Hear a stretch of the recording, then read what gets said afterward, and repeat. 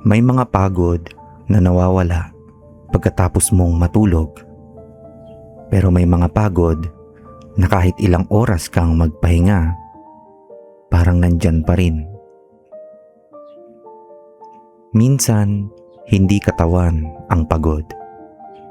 Minsan puso, minsan isip, minsan kaluluwa, at minsan, hindi mo na alam kung gaano katagal kang lumalaban.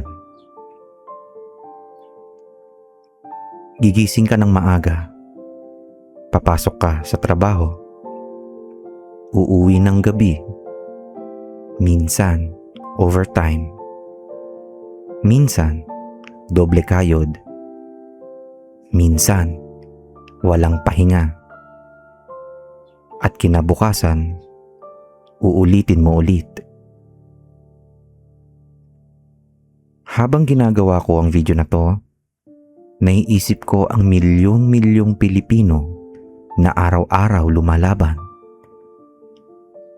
Mga construction worker, mga driver, mga tindera, mga empleyado, mga OFW, mga magulang, mga breadwinner,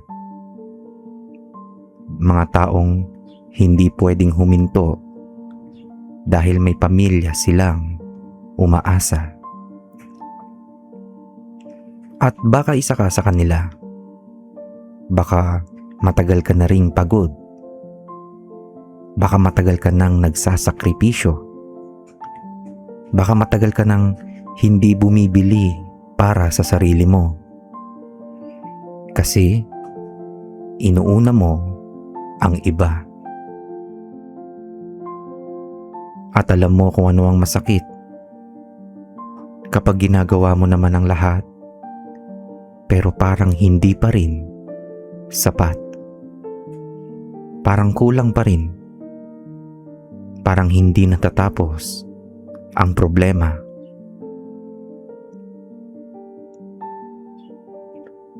May mga gabi na nakahiga ka at bago ka makatulog, ang tanong mo sa sarili mo ay, hanggang kailan pa kaya? May mga tao na nakikita ka at iniisip, ang tibay niya, ang lakas niya. Pero hindi nila alam ang mga gabi na umiiyak ka. Hindi nila alam ang mga takot mo. Hindi nila alam ang mga problema mong tahimik mong dinadala. Sa Mateo chapter 11 verse 28, sinabi dito ni Jesus, "Come unto me, all ye that labor and are heavy laden, and I will give you rest." Napakagandang talata, at sa totoo lang, nagamit ko na ito sa mga iba ko pang mga videos na ginawa. Pero pansinin mo kasi, hindi sinabi ni Jesus, halika kapag mayaman ka. Hindi niya rin sinabi, halika kapag wala kang problema. Ang sabi niya, halika kapag pagod ka. At baka kailangan mo itong marinig ngayon. Hindi ka mahina. Hindi ka tamad. Hindi ka talunan. Pagod ka lang. At may malaking pagkakaiba yon. Kapag kasi tayo ay pagod, may mga bagay na kahit sobrang dali lang, pakiramdam natin mahirap o hindi natin kaya. Nakikita ng Diyos ang bawat sakripisyo mo. Nakikita niya ang bawat overtime. Nakikita niya ang bawat biyahe. Nakikita niya ang bawat pawis at hindi niya nakakalimutan ang lahat ng yun. Ngayon, gusto kong mag-alay ng isang dasal para sa mga nanonood o nakikinig ngayon na lumalaban, na napapagod ng magtrabaho. Manalangin tayo. Panginoong Jesus, dinadala ko po sa inyo ang bawat taong pagod na sa buhay. Ang mga taong pagod na sa trabaho, ang mga taong pagod na sa responsibilidad, ang mga taong pakiramdam nila ay sila lang ang lumalaban. Panginoon, bigyan niyo po sila ng lakas. Bigyan niyo po sila ng kapayapaan. Bigyan niyo po sila ng pag-asa. Kapag sila ay nanghihina, palakasin niyo po sila. Kapag sila ay nalulungkot, aliwin niyo po sila. At kapag pakiramdam nila ay hindi na nila kaya, ipaalala niyo po sa kanila na kasama nila kayo. Maraming salamat po sa pangalan ni Jesus.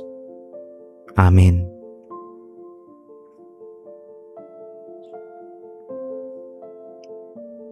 At bago tayo magtapos, gusto kong magpasalamat sa inyong lahat, sa lahat ng araw-araw na nanonood o nakikinig, sa lahat ng naglalaan ng oras upang makinig sa panalangin, sa lahat ng nagla-like, sa lahat ng nagko-comment, sa lahat ng nag-share ng ating mga video, at lalo na sa lahat ng nagsasubscribe sa channel na to.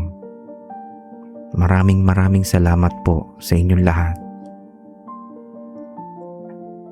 Unti-unti nating binubuo ang isang community o komunidad ng panalangin dito sa Dasal.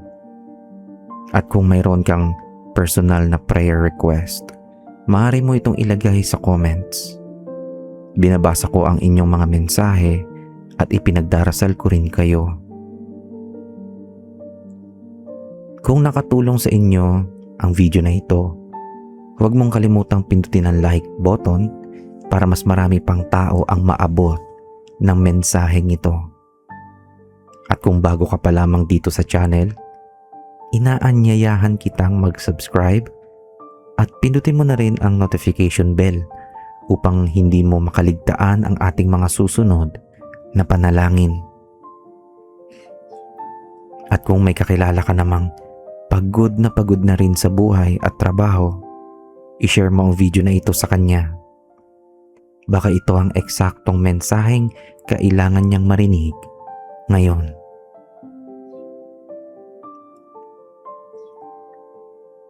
At tandaan mo ito, maaaring pagod ka ngayon.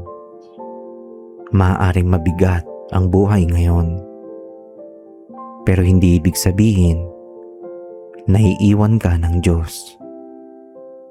Patuloy kang lumaban. Patuloy kang manalangin. At patuloy kang umasa. Dahil ang Diyos ay hindi pa tapos sa buhay mo. Maraming salamat.